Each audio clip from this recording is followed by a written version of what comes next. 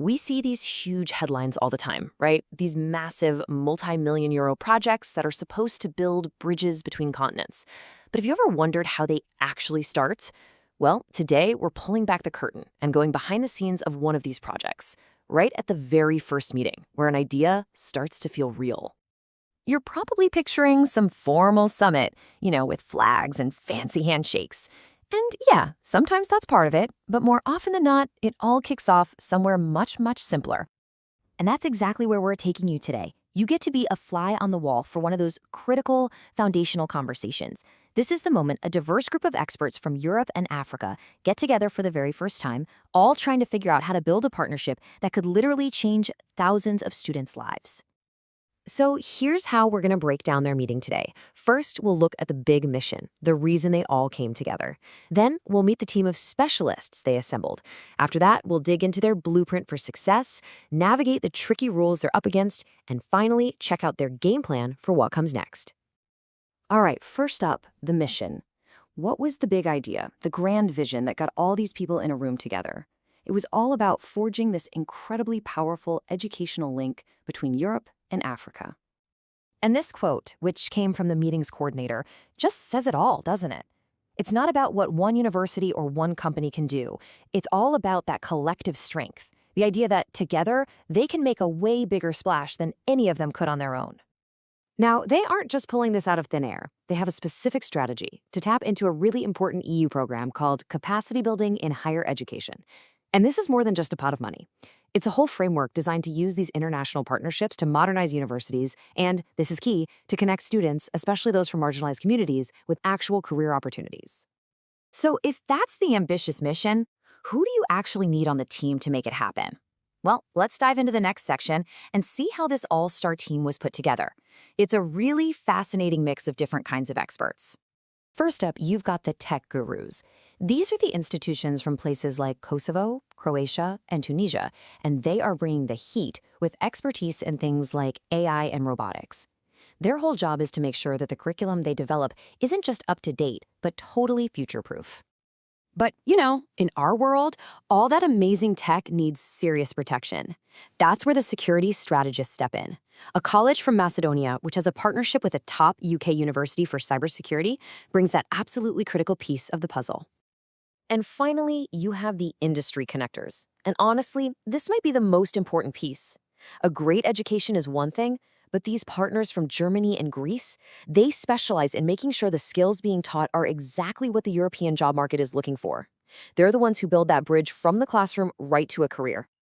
And when you look at the whole team laid out like this, you can really see how all the puzzle pieces just click. You've got the AI leaders from Kosovo right next to the robotics specialists from Tunisia. And then, so critically, you have a German partner whose entire focus is on linking talent from sub-Saharan Africa with industry. It's this specific blend of academic, tech, and real-world business expertise that gives this project its muscle. Okay, so we've met the dream team. But what exactly are they planning to do together? That brings us to their blueprint for success. Their plan is actually pretty brilliant, and it follows this clear four-step path. It all starts in the classroom, by totally modernizing university courses with AI and digital skills. Then, it moves into the real world by building physical training centers. From there, it connects directly to the economy by making sure those skills line up with the job market. And woven through all of it, like a golden thread, is this deep commitment to social inclusion and empowering women. This all sounds incredible, right? You've got a diverse team, a solid plan, but this is where things get tricky. Because to get the money to do any of this, they have to navigate the ridiculously complex world of EU rules and regulations. And bam! This slide right here shows the single biggest roadblock they hit during the meeting. See, the Erasmus Plus program carves up the world into these very distinct regions. Their partners from Kosovo and Macedonia, they're in the Western Balkans region, but their target universities in Ethiopia, they're in the Sub-Saharan Africa region. And the rule is crystal clear. You absolutely cannot mix partners from different regions in the same proposal. This was an uh-oh moment, a potential deal breaker. So this discovery sent them digging deep into the nitty-gritty eligibility rules. And beyond that one region rule, they had to grapple with what's called the rule of 2+2. Basically, you need at least 2 institutions from EU countries, like Germany or Greece, and at least 2 from your target region, like Ethiopia. And, crucially, the number of European partners can't be more than the number of partners from that target region. It's all designed to make sure the partnership is equitable. So, facing this huge strategic challenge, what did they do? Did they pack it in?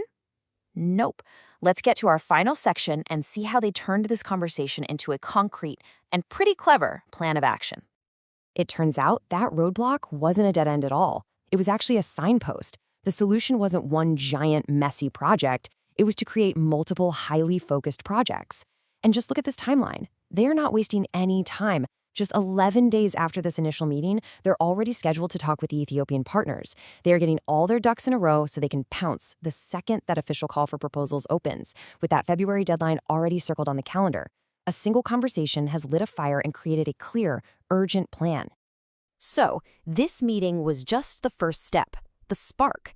The real work of writing these complex applications and battling some fierce competition, that all lies ahead. They've definitely got the right experts on board, and they've figured out a smart way to work within the rules. So the big question now is, can this unique mix of technologies, security, and industry know-how actually build an educational bridge that not only gets funded, but one that's strong enough to truly last?